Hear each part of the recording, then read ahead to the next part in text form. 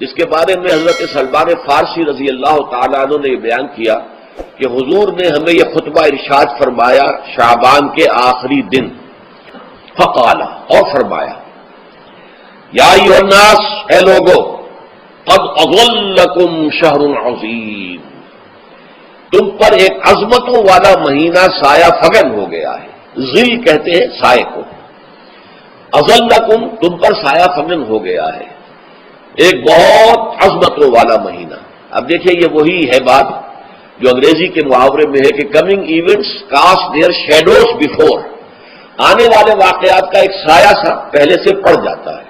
تو ابھی مہینہ شروع نہیں ہوا رمضان مبارک کا، لیکن وہ آیا چاہتا ہے، تو گویا کہ اس کا ایک سایہ پہلے آ گیا ہے، جس کو حضور فرما رہے ہیں کہ تم پر سایہ کر لیا ہے ایک ایسے مہینے میں کہ جو بہت عظمتوں والا ہے۔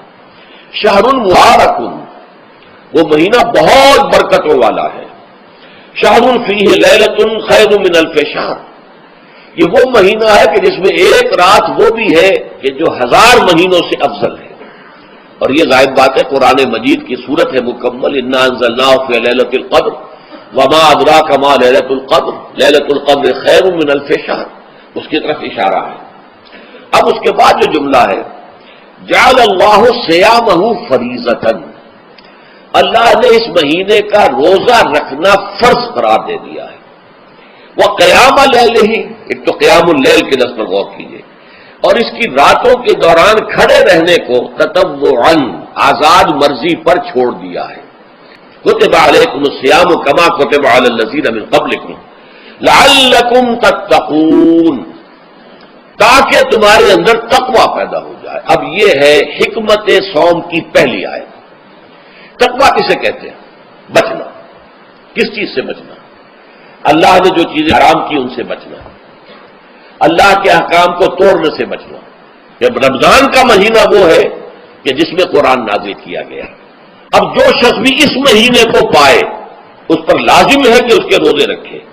ہاں، من کان مریضا او علی سفر، جو شخص ہو مریض، بیمار ہو یا سفر پر ہو، فعدۃ من ایام اخر، تو وہ تعداد پوری کر لے دوسرے دنوں میں۔ یرید اللہ بکم اليسر ولا یرید بکم العسر، اللہ تمہارے ساتھ آسانی چاہتا ہے، سختی نہیں چاہتا۔ اچھا، روزے کا اس سے تعلق کیا ہے یہ سمجھ لیجیے۔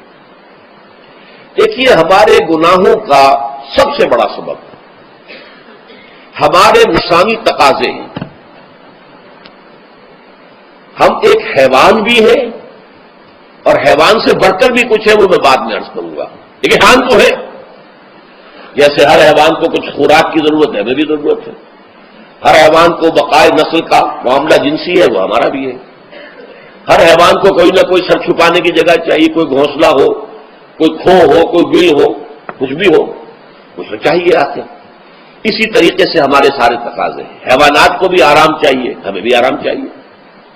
یہ حیوانی تقاضے جو ہیں، جن کو ہم کہیں گے اینیمل انسٹنکٹس، ہمارے وجود کے اندر ہیں یہ، اور ان کا تقاضا ہمارے اندر سے ابھرتا ہے۔ یہ جو کیفیت انسان کی ہے، اس کے لیے ایک مشق جو ہے وہ روزہ فراہم کرتا ہے۔ روزے کے آپ نے 12، 13، 14 گھنٹے کا بھی روزہ ہوتا ہے، بعض جگہوں پر 16، 17 گھنٹے کا روزہ ہوتا ہے۔ اس عرصے میں آپ اپنے نفس کو حلال چیزوں سے بھی روکے رکھتے ہیں۔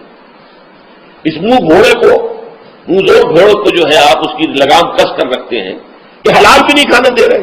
یہ پابندیاں نفس کے اوپر لگانا، یہ ایک مشق ہے، یہ ایک ریاضت ہے۔ اس ریاضت کا حاصل یہ ہونا چاہیے کہ انسان بقیہ 11 مہینوں میں اپنے آپ کو حرام سے تو بچائے نا۔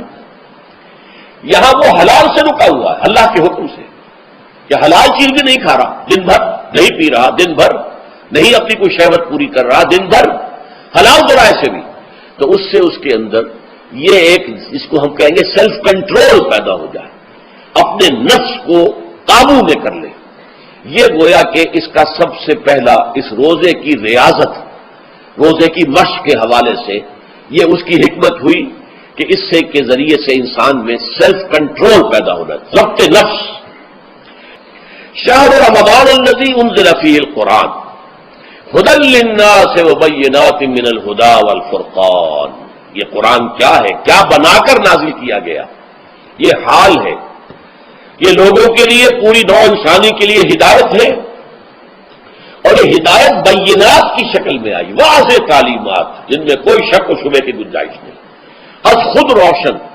بینہ اسے کہتے ہیں وہ شے جو از خود روشن ہو، جس کو ہم کہتے ہیں کہ آفتاب آمد، دلیل آفتاب۔ جب سورج طلوع ہو گیا تو اپنے وجود پر وہ خود دلیل ہے، اسے کسی اور دلیل سے ثابت کرنے کی ضرورت نہیں ہے، از خود واضح۔ تو بینات من الہدیٰ، جو قرآن کی بنیادی ہدایت ہے وہ بینات پر مشتمل ہے، واضح چیز ہے، جو انسان کے لیے، اس کی فطرت کے لیے جانی پہچانی چیزیں ہیں۔ یہ کوئی باہر کی چیز نہیں آ رہی ہے، اس کے قلب کی گہرائیوں کے اندر یہ سب کچھ موجود ہے، اور اس کی گواہی اس کے قلب کی گہرائیوں سے نکلتی ہے۔ جہاں دیکھنا تقریر کی لذت کے جو اس نے کہا، میں نے یہ جانا کہ گوئی یہی میرے دل میں ہے، اس نے تو میرے اپنی فطرت کی ترجمانی کی ہے۔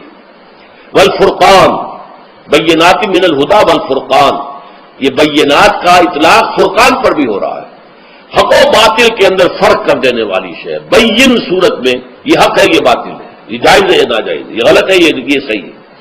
یہ ہے قرآن مجید کی عظمت کا بیان۔ ان رسول اللہ صلی اللہ علیہ وسلم قال، کہ اللہ کے رسول صلی اللہ علیہ وسلم نے فرمایا، الصیام والقرآن یشفعان للعبد، روزہ اور قرآن بندے کے حق میں شفاعت کریں گے۔ یقول الصیام، روزہ یہ عرض کرے گا اللہ کی جناب میں، اے رب پروردگار، انی منعتہ الطعام والشہوات بالنہار، میں نے تیرے اس بندے کو دن کے دوران کھانے پینے سے اور اپنی شہوت کا تقاضا پورا کرنے سے روکے رکھا، یہ میری وجہ سے روکا رہا، تو میری شفاعت اس کے حق میں قبول فرما، فشفعنی فیہ، میری شفاعت اس کے حق میں قبول فرما۔ ویقول القرآن، قرآن کیا کہے گا، منعہ النوم باللیل، میں نے اسے رات کے وقت سونے